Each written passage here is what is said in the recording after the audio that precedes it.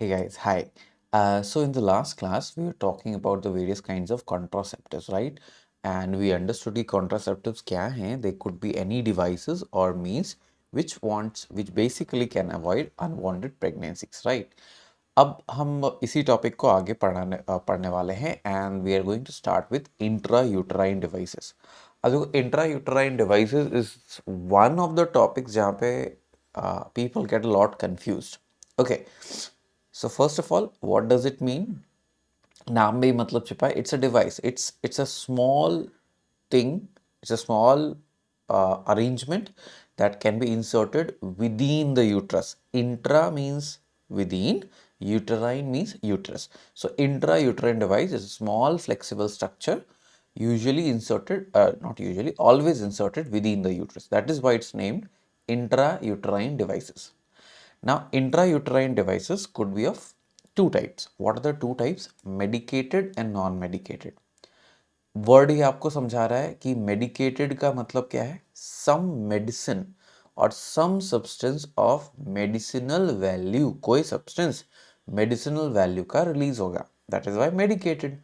Non medicated means it will not release any substance.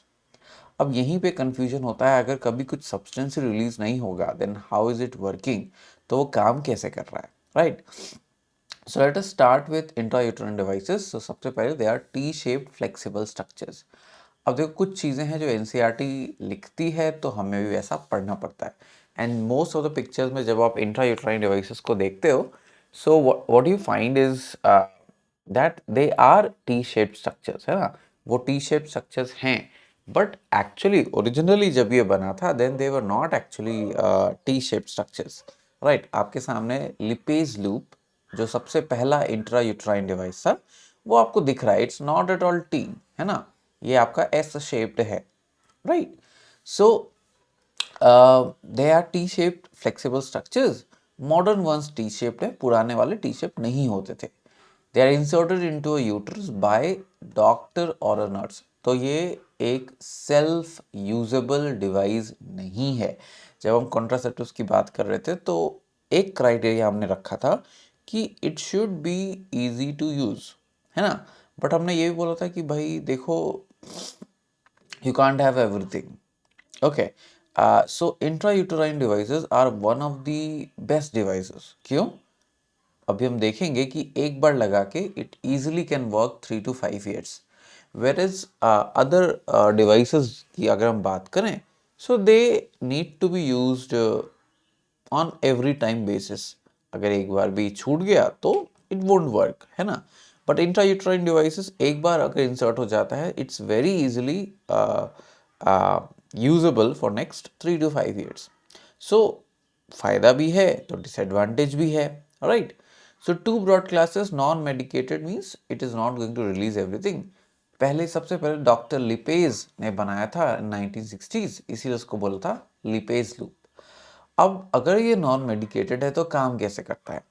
So polyethylene S shaped loop था that would fit into the uterus. Uterus में fit हो जाता था. अब fit होने के बाद क्या होता था? It would cause a minor injury. आप ये समझो कि यूट्रस भी फीमेल बॉडी का एक ऑर्गन है. तो जब यूट्रस की लाइनिंग इरिटेट होगी फॉर एनीथिंग, किसी भी चीज से इरिटेट होगी, तो यूट्रस के मैक्रोफेजेस आर आपका WBCs. And these cells are macro, बड़ा फाज ईटर्स. ये किसी भी पैथोजेनिक चीज को खाने में इंटरेस्टेड है. Sperm coming from the male partner female body के लिए एक्चुअली में बाहर का चीज है ना? तो आपका मैक्रोफाजेस तो ऑलरेडी रेडी है स्पर्म को खाने के लिए.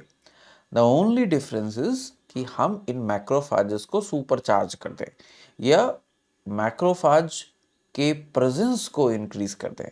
अब कैसे इंक्रीज करेंगे? तो ये लिपेज लूप क्या करता था? एक माइनर इंजरी या इरिटेशन प्रोवाइड करता था इन द यूट्रस. इससे क्या होगा? लोकल इन्फ्लेमेशन लाइक फीलिंग आएगी, मैक्रोफाजेस का अमाउंट और एक्टिविटी इंक्रीज हो जाएगा और मैक्रोफाजेस जो है वो ओवा या स्पर्म जो भी बाहर आया वो उसको कंज्यूम कर लेगा. मोस्ट लाइकली स्पर्म को, ओवा को नहीं. क्योंकि अगर ओवा तब तक फर्टिलाइज होके I mean ova is a female cell, but yeah, increased macrophages activity can even do that. Okay, so this is how the lipase loop used to work. But of course, first thing, इस picture को एक बार देख लो. So every lipase, every kind of loop will have some structure T-shaped or S-shaped, और उसके last में ऐसा कुछ thread होता है. And the purpose of the thread is very similar. अगर जब ज़रूरत ख़त्म हो गया then it should be removable. तो छोटा सा thread cervix से बाहर hang हो रहा होता है so that it can be easily pulled out. उसको बाहर pull out करने के लिए. ओके, नाउ अब आते हैं मेडिकेटेड एग्जाम्पल्स ऑफ आईयूडीज. अब मेडिकेटेड के कैटेगरी में भी दो सब कैटेगरीज होती है. मेडिकेटेड मतलब कोई सब्सटेंस ऑफ मेडिसिनल रेलेवेंस, कोई भी चीज़ होगी जो वो रिलीज तो करेगा ही, बट वो क्या रिलीज करेगा. So medicated could be copper releasing, यानी वो कॉपर रिलीज कर रहा है. So they are T-shaped arm, as you can clearly see in this diagram, T-shaped है. The arm is straight और inverted U. अब ये वाला जो arm है ये ऐसा straight हो सकता है और it could be inverted U. different shapes try किए गए हैं जिससे जो best suitability हो वो हमें पता चले. Okay, now copper T is straight, यानी उसका जो ये arm है वो straight होगा. Multi load is an inverted you, so you ऐसा होता है, मल्टी लोड का यू कैसे होगा, ऐसा होगा. सो कॉपर टी और मल्टी लोड का inverted U. Now it would contain a coil impregnated with barium sulphate. So coiled copper, यहाँ पे कॉपर कॉइलिंग होगी impregnated with barium sulphate. Okay, और यही कॉपर है जो रिलीज होने वाला है. It is this copper that is going to be release.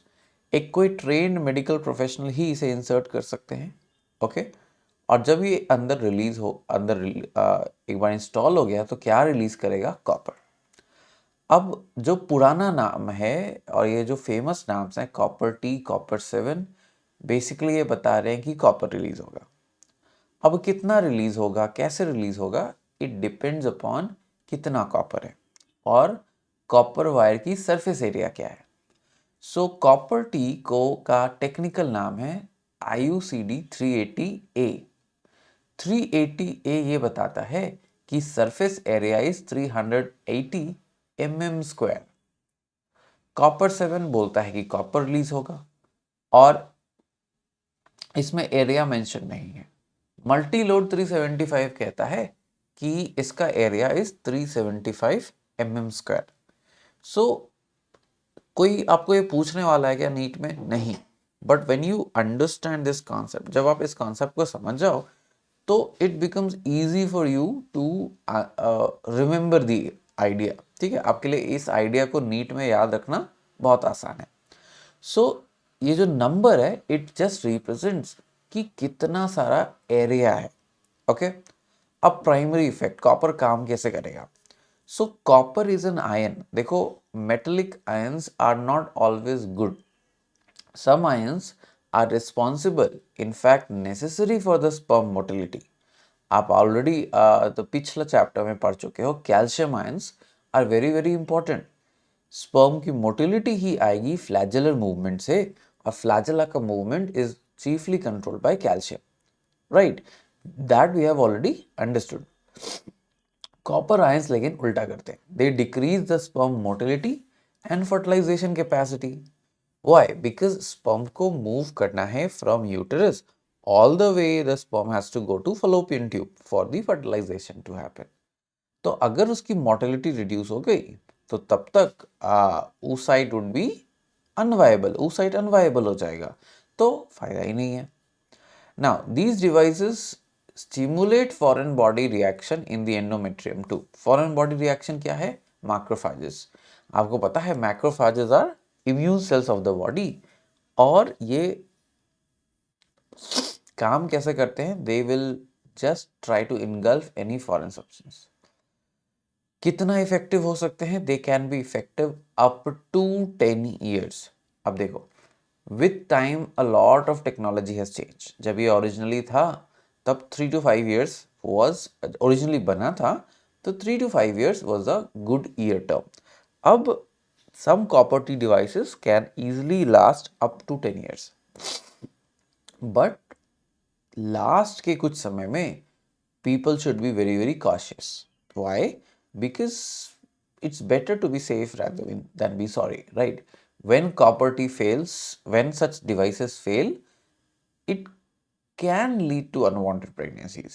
So last few years may people should be proactive about the contraceptives or failure of contraceptives. Now NCERT एक और बात लिखती है कि it acts as an emergency contraceptive if inserted within 5 days. Okay, पहले तो highly reversible है. Why highly reversible? The moment you take out, जैसे आपने इसे pull कर लिया बाहर, it is not releasing the medicated substance. In this case, the medicated substance is copper. जैसे ही आपने इसे निकालने के बाद it will stop the release of copper instantly. And as soon as the copper release is gone, the motility का जो decrease है वो भी चला जाएगा. So it is reversible and reversal is immediate. Now it acts as an emergency contraceptive बोले तो if installed within 5 days of the unprotected intercourse, so of course the work would start immediately. Now no drug interactions, that is why it could be used by breastfeeding women too. Why? Because copper ions release कर रहे हैं, है ना. Now highly effective क्यों? क्योंकि it is within the uterus, है ना, ये बाहर से एडमिनिस्टर नहीं हो रहा. So there is no presence of a late arrival.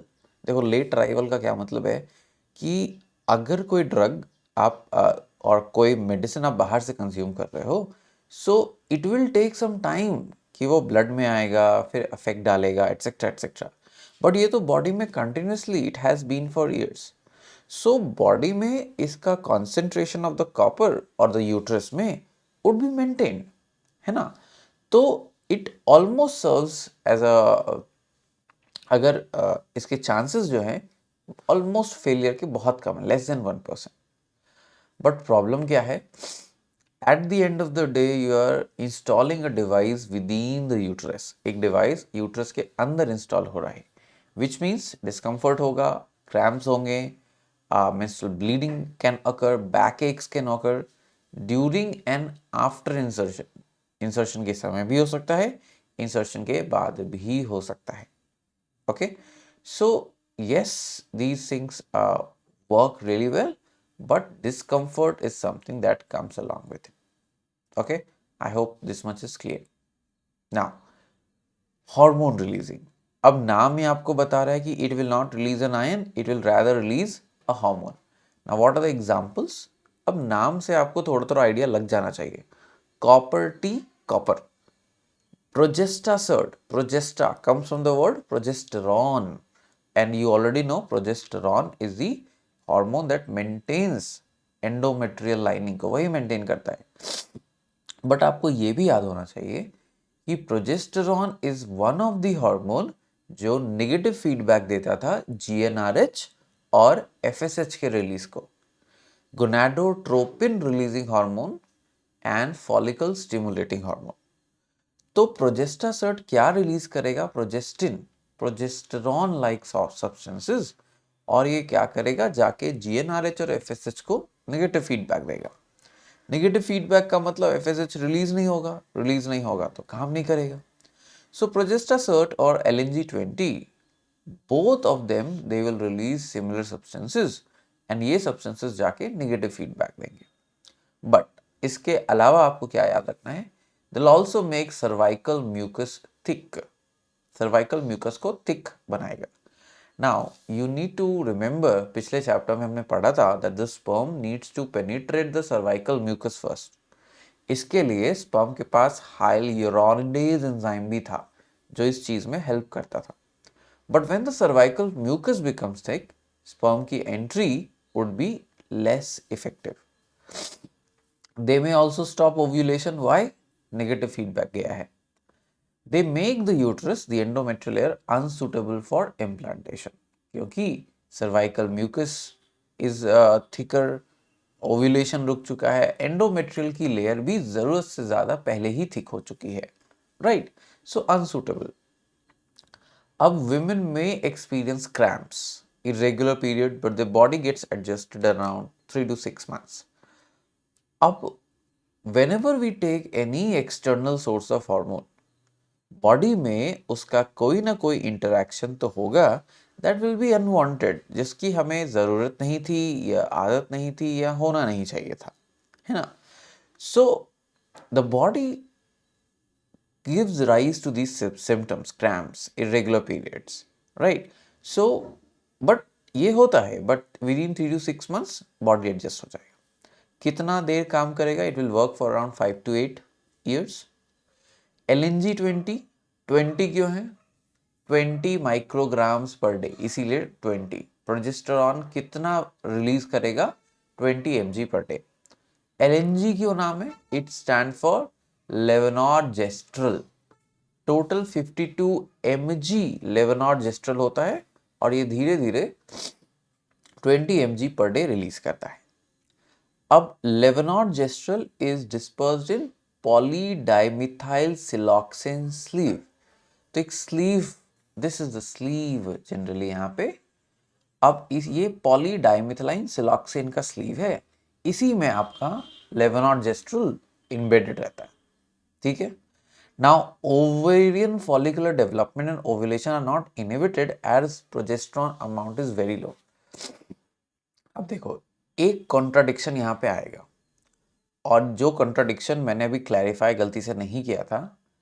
Usually progesterone, whenever it's present, it gives negative feedback. Usually that's the case. But आपको ये भी याद होना चाहिए that progesterone should be in high amounts to give the negative feedback. अगर less amount में progesterone है तो negative feedback नहीं जाएगा. So this is a point जो लोग often mistake करते हैं, और अभी मैंने भी mistake कर दिया, right? I just mentioned in the beginning कि FSH और GnRH को जाके नेगेटिव फीडबैक देगा. It's true in the case of a bit higher levels of progesterone, but lower levels में ओव्यूलेशन का इनहिबिशन नहीं होगा क्योंकि amount of progesterone secreted is very less. Cool है. सो थोड़ा सा इस चीज को हमें हल्का सा याद रखना है कि मेडिकेटेड हार्मोन रिलीजिंग आपके these IUDs, they will not cause inhibition of ovulation or follicular development. Remember, this is an error, and I'll try to mark it somewhere because I by mistake have uttered this. ठीक है. और ये चीज़ें आपको भी avoid करनी है. You have to avoid this because if not, ये ऑप्शन में हम ज़रूर डालेंगे कंफ्यूज करने के लिए, एंड बिकॉज हम पढ़ते ही वैसे हैं कि progesterone gives a negative feedback, there's a very high chance of us answering this wrongly. Okay. Now, IUDs are ideal contraceptives for females who want to delay pregnancy or space children. Why? Because it's easily maintainable. You don't have to think about it. ये body में once installed, it works for the long time. So you don't have to think about इसका खत्म हो जाना etc. Because once installed, it will easily work for 3 to 8 years or sometimes 10 years. Now NCERT कहती है it is one of the most widely accepted method of contraception in India. Why? Because it is something that is inside. आप ये समझो, it doesn't take a long process. It's not surgical. Indian audience, Indian जनता जो है वो surgery को लेके बहुत preemptively cautious होती है. पिल को लेके, प्राइवेसी को लेके वो बहुत सारी चीज़ों को यूज़ करना चाहती है या नहीं यूज़ करना चाहेगी. But if something is inserted inside the body, they will not care much about it, right? So why is it one of the most widely accepted methods? One of the reason is this कि it's extremely private, it's inserted within a very short period of time, and it gives the user उनकी privacy, right? Nobody knows इधर they have it और they don't have it, सिर्फ लेने वाले को ही पता है। सो इंडियन कॉन्टेक्स्ट में ऐसे contraceptives have a huge acceptance. Okay, now we are going to move towards oral contraceptive pills. Now, oral meaning you are consuming it from the mouth basically. Once again, this could be hormonal or non-hormonal. Now, hormonal का मतलब है it will release a hormone, non-hormonal का मतलब है it will not release a hormone. But this will work how? By altering how hormones work. बिल्कुल ये हो सकता है कि वो हार्मोन हो सकता है या नहीं भी हो सकता है, बट ये काम वैसे ही करेगा, किसी ना किसी हार्मोन के फंक्शन को स्लो डाउन या इनहिबिट करेगा। एंड यहाँ पे they inhibit ovulation and implantation as well. अब आपको ये याद रखना है, कॉपर्टीज सर्वाइकल म्यूकस का थिक करना, मैक्रोफाजेस का बढ़ाना, whereas hormonal IUDs cervical mucus का थिक करना। Oral contraceptive pills ovulation and implantation को अल्टर करना। ये बहुत इंपॉर्टेंट डिस्टिंक्शन है, बिकॉज अगर हमने इसे क्वेश्चन में डाला तो हम कुछ ऐसे ही डालेंगे और स्टेटमेंट्स में तीनों ऑप्शन देंगे so that you get confuse, just like I got confuse in the beginning as well. Okay, they alter the quality of mucus and prevent and retard the entry of the sperm. That is also true.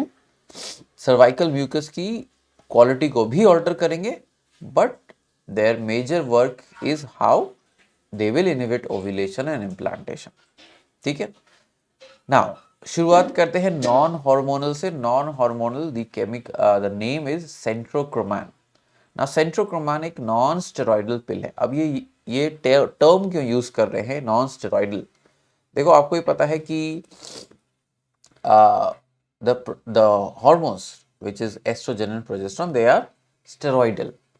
Steroidal hormones body में inter convert होने के chances बहुत ज़्यादा होते हैं।